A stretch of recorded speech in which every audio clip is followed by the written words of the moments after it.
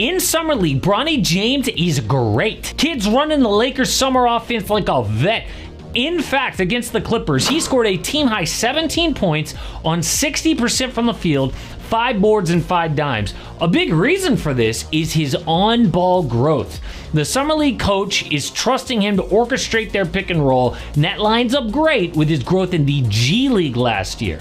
Bronny had 5 games dropping 20-plus points and 2 nights in the 30s. But there's a problem with this. And if Bronny doesn't fix it, he could be out of the league faster than anyone imagined. But that makes no sense, right? Kid's doing great. How does that end his career? Well, just think about what the Summer League is even for. Yes, there's guys like Cooper Flagg who are just there to sell tickets and get in a jersey for the first time. They don't actually need Summer League. What is everyone else doing? Trying to prove their fit in the NBA. And what is Bronny's fit exactly? Well, remember, his growth right now is all about playing on the ball. He looks so comfortable, but on the actual Lakers, that isn't his role at all. The Lakers already have 3 players who take up all the on-ball reps. Luka Doncic, LeBron James, and Austin Reeves. Pretty sure Bronny ain't jumping any of them on the depth chart. But in the G League or the Summer League, Bronny can be the Luka Doncic, which is a problem that ex-Laker Alex Caruso knows all about.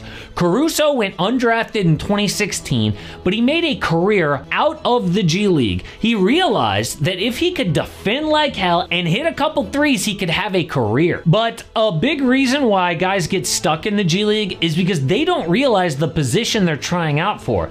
It's like going to a job interview thinking you're going to be the CFO of the company, and they're just looking for someone to clean the bathrooms. Exactly. Caruso is now one of the greatest janitors in the NBA, a 2-time champ and a multi-millionaire because of it. So how does Bronny carve out a similar path for himself? Well, what do the Lakers even need? 3 and D role players. LeBron was so upset about losing Dorian Finney-Smith. Well, what if Bronny can help fill some of that gap?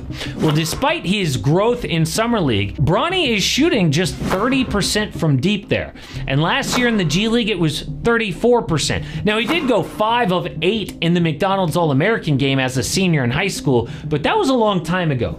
On defense, the kid is just 6'2" tall, which is a limitation, but not fatal. For example, Drew Holiday is just 2 inches taller, but one of the best defenders in the NBA. And Bronny actually has a longer wingspan than Alex Caruso, so the tools are there, but are we hearing about his growth as a 3-and-D player right now?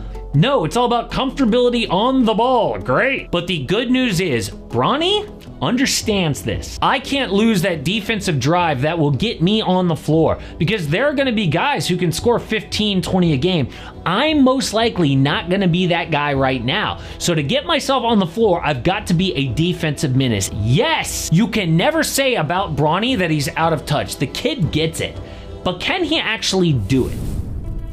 But I want to get to the on-ball growth first, because the kid has improved. He is better in transition, isolation, and working off screens in open space. And even at 6'2", he's got enough strength, skill, and touch to get buckets and fouls.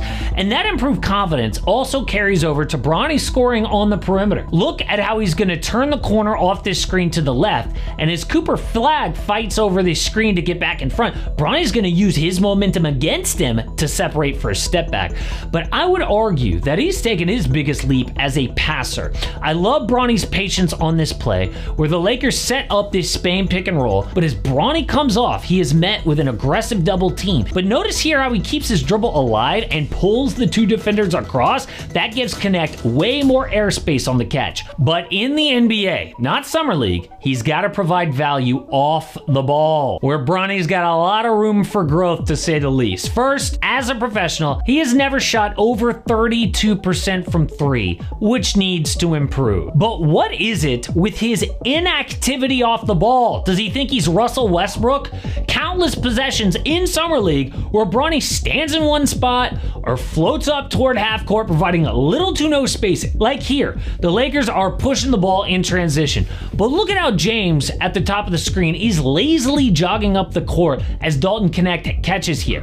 Bronny from this spot should be sprinting toward the deep corner, to provide spacing, but that couple of extra seconds then allows Flag to sit in the gap and push the ball back across the middle and towards help. But we got to get to the defense, because Bronny does have the build to be a very good backcourt defender. But despite those tools, for some reason, Bronny's focus and intensity on the ball is still inconsistent. And Bronny playing a couple of feet back also makes it easier for him to get screened. Remember, he's a small dude to begin with. And if you allow point guards in the NBA like Shai Gilgeous-Alexander or Jalen Brunson to cleanly turn the corner like this, your backline defense is screwed. And the same inconsistencies can be found with Bronny's defense off the ball as well. This might be some of the worst gap defense I have ever seen. Bronny opens up his stance and lazily lunges toward the ball, and he loses track of his man and gives up an open three. But this last clip sums it all up. He mishandles a lot. Initially gets caught a couple steps behind the ball, but watch how he just casually jogs up as the Lakers get cooked on this 4-on-5 fast break. If that kind of thing doesn't get addressed and fixed, he will never be a serious NBA player. But this doesn't really explain why his entire career could be in trouble soon. Bronny's got a guaranteed 4-year contract for a reason. He's LeBron James' son, he'll be fine. But I wouldn't be so sure about that. All you have to do is look at a different player on the Lakers Summer League roster right now, Darius Bazley. Oh, Bronny has stood out for sure, but Bazley has been most impressive. He was the number 23 pick in the 2019 draft, but washed out of the league and spent a full year in China. Now, Bazley is back trying to prove his worth with one elite skill: defense. Bazley did have a 27-point double-double against the Spurs Summer League, but his defense is insane. Dude is 6'9" with a 7-foot wingspan, flying around the court with 5 blocks and 2 steals against the Pelicans, playing like his career is on the line, which it is. But here's the thing. The Lakers can't even sign Darius Bazley if they wanted to. Why? Because he has 5 years of experience in the NBA. And there is a rule saying he cannot get a two-way contract. They have to sign him outright to a full deal. But the Lakers are just $1 million away from their hard cap. So they literally cannot even afford to sign Darius Bazley. Now, there are ways around this, like waiving Shake Milton or trading some guys. But what about Bronny James? Don't you think, if they could, the Lakers would easily choose Darius Bazley over Bronny? Like, if his last name wasn't James? I mean, we just said Bronny has a skill set which the Lakers already have covered. Bazley is what they need. But who would the Lakers have to choose instead? Bronny, of course, because of his dad. But if you've been paying attention to NBA news lately, things aren't going great between the Lakers and LeBron right now. ESPN revealed 2026 could be LeBron's final year on the Lakers, whether he likes it or not. They are moving on. So what does that mean for Bronny's career? Now, I'm not saying that the kid is a scrub who cannot play, but that guarantees nothing. Like, a lot of guys aren't scrubs. They're in the exact position as Bronny, but they don't make it. In fact, here is a list of every G League MVP in the last 25 years. Do you recognize most of these names? Of course not. And these dudes were better than Bronny is. The only 2 MVPs that even became role players in the NBA are Chris Boucher and B-Ball Paul Reed. Now, the good news for Bronny is his dad is still a Laker for now. So he's got at least 1 more year to carve out an NBA role. But if not, the Lakers will fill that roster spot with a skill set that they actually need. But there are a lot more serious things going on in the NBA right now.